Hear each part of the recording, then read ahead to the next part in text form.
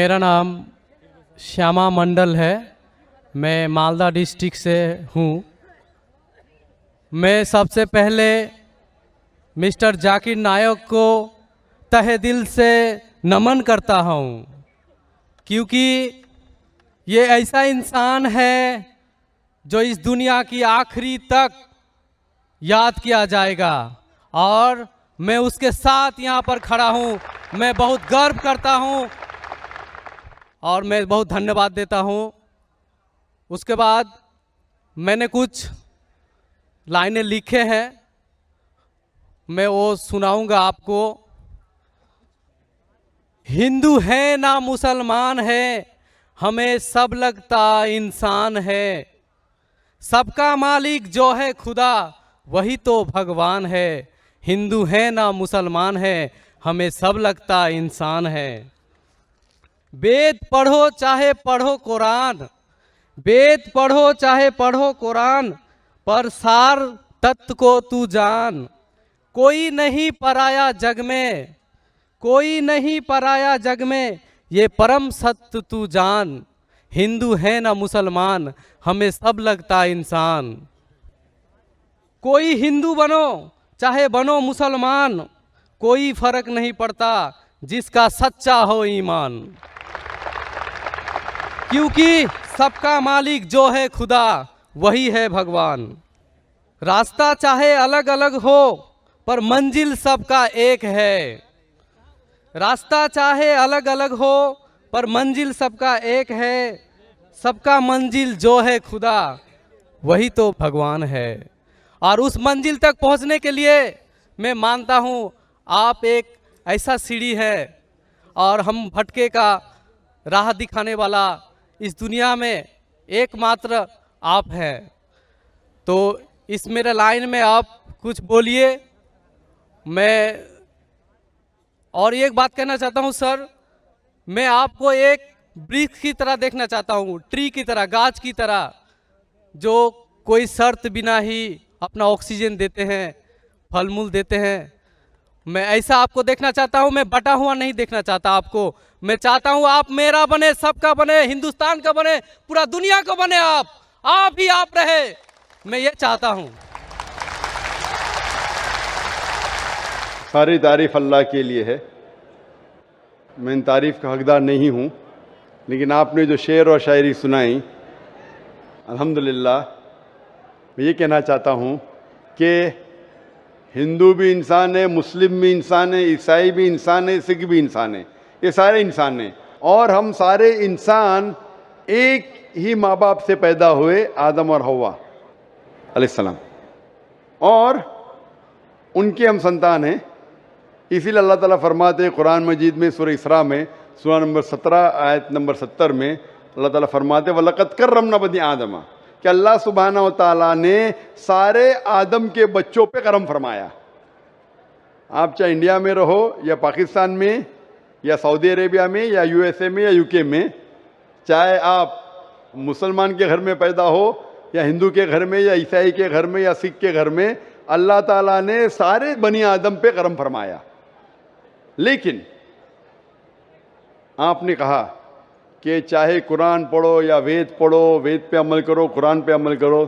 अभी जैसे मैंने कहा कि जैसे जैसे ज़माना गुज़रता गया, जितने धार्मिक किताबें, इन सारी धार्मिक किताबों में कुरान को छोड़ के तब्दीली आने लगी।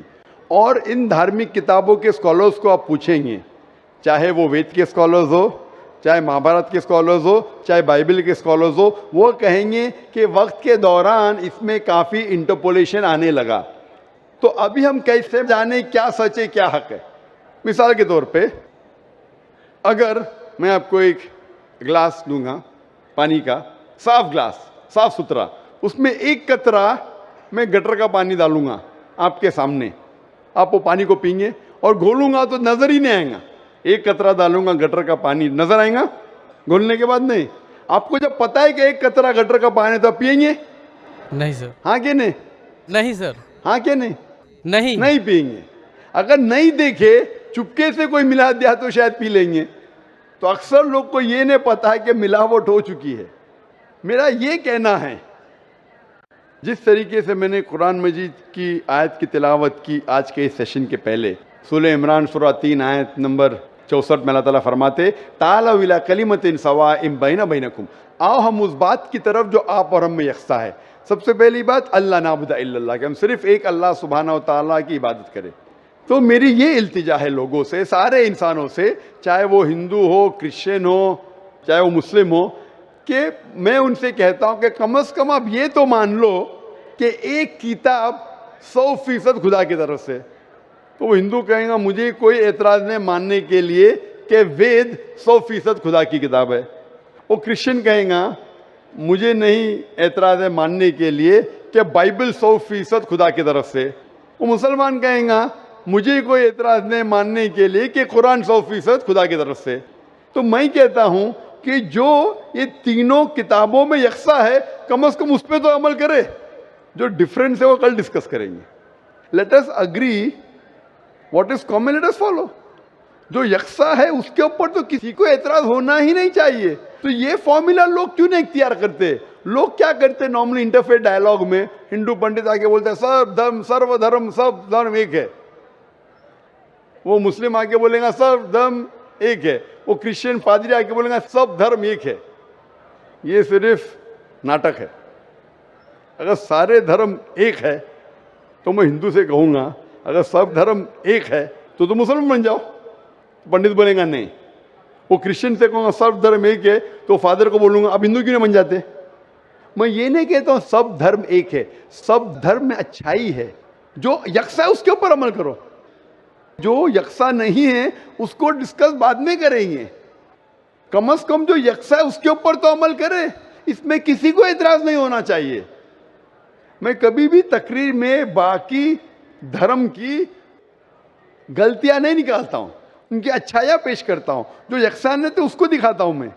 अनलेस कोई डिबेट में मुझे मजबूर करे तो अलग बात है, लेकिन अक्सर मैं धर्म की अच्छाइयां बयान करता हूं और जो यकसानियत है उसके ऊपर अमल करने के लिए कहता हूं।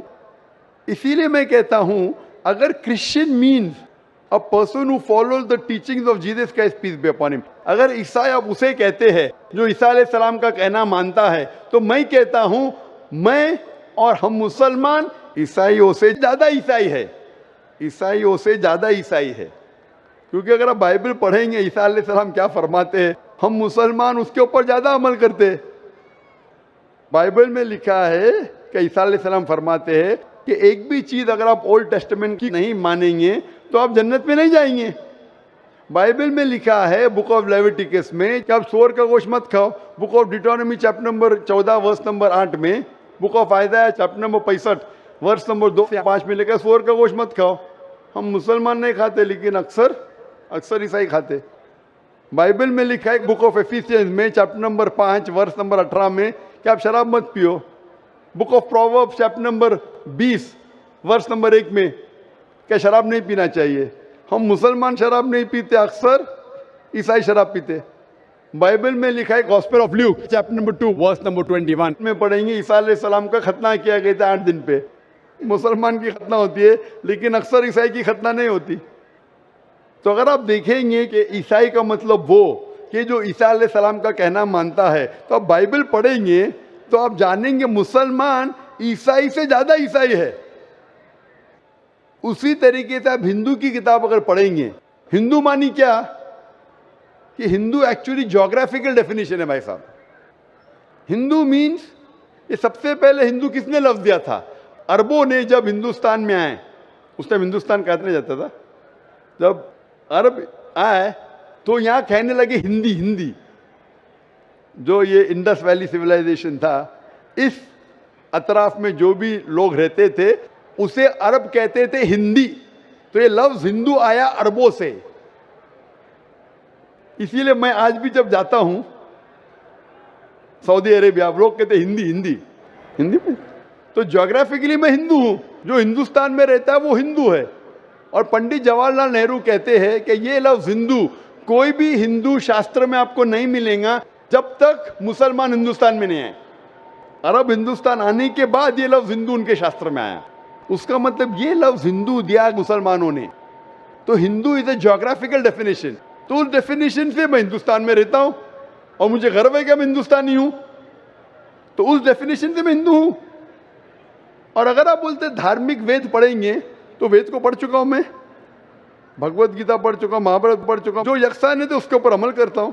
जो अहम है, जो ब्रह्म सूत्र हिंदुइज्म का एकम ब्राह्मण द्योत्या नास्ते नैना नास्ते किंचन, भगवान एक ही है, दूसरा नहीं है, नहीं है, नहीं है, जरा भी नहीं है। तो ये कहना मंजिल एक है और रास्ते अलग है, मंजिल एक है लेकिन रास्ते अलग है, ये कह रहे हैं। मैं कहता हूं कि मंजिल अगर एक है, अगर आपको जाने का है, किधर भी जाने का है, तो एक डायरेक्शन ही रहेगा ना। फिर चाहे आप ट्रेन से जाओ, चाहे बस से जाओ, चाहे प्लेन से जाओ, दिशा लेकिन एक होना चाहिए। आपकी दिशा ही गलत है,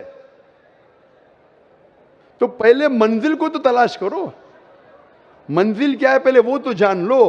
तो सारी धार्मिक किताब में मंजिल एक ही है कि खुदा एक है, उस खुदा का कोई अक्स नहीं है और सिर्फ उस खुदा की इबादत करना चाहिए। और सारी किताबों में, चाहे बाइबल हो, चाहे वेद हो, कुरान में लिखा है कि आखिरी पैगंबर जो आपको रास्ता दिखाएंगे मोहम्मद सल्लल्लाहु अलैहि वसल्लम में। बाइबल आप पढ़ेंगे, बाइबल में लिखा है गॉस्पेल ऑफ जॉन में चैप्टर नंबर 16 में वर्स नंबर 12 से 14 में ईसा अलैहिस्सलाम फरमाते हैं, I have many things to say unto you, but ye cannot bear them now. For he, when the Spirit of truth shall come, he shall guide you into all truth. He shall not speak of himself, all that he hears shall he speak. यहाँ ईसा अलैहिस्सलाम कहते हैं कि मुझे आपको बहुत कुछ कहना है, लेकिन आज आप समझ नहीं पाएंगे। जब वो शख्स आएगा, He, when the Spirit of truth shall come, he shall guide you into all truth. वो जब आएंगे, वो आपको सच्चा रास्ता दिखाएंगे और वो अपने आप से कुछ नहीं कहेंगे, जो उन्हें वही नाजिल होंगी वही कहेंगे और वो मेरी तारीफ करेंगे। ये शख्स जिसने ईसा अलैहिस्सलाम की तारीफ की, मोहम्मद सल्लल्लाहु अलैहि वसल्लम में कुरान मजीद में ईसा अलैहिस्सलाम का जिक्र है, 25 बार नाम से जिक्र है ईसा अलैहिस्सलाम का। तो बाइबल में भी लिखा है कि आखिरी पैगंबर जो आने वाले मोहम्मद सल्लल्लाहु अलैहि वसल्लम में।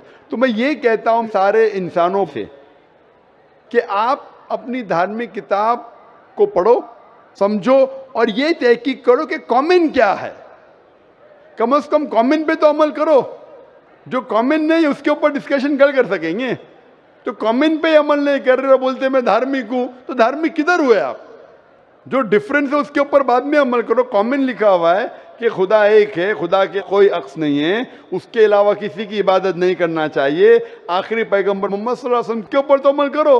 कॉमन लिखा है कि शराब मत पियो, कॉमन लिखा है औरतों को हिजाब करना चाहिए, बाइबल में भी लिखा है, वेद में भी लिखा है, कुरान में भी लिखा है। कॉमन ये लिखा है कि जुआ खेलना हराम है। ये सब जो कॉमन है, आप मेरी तकरीर सुनिए।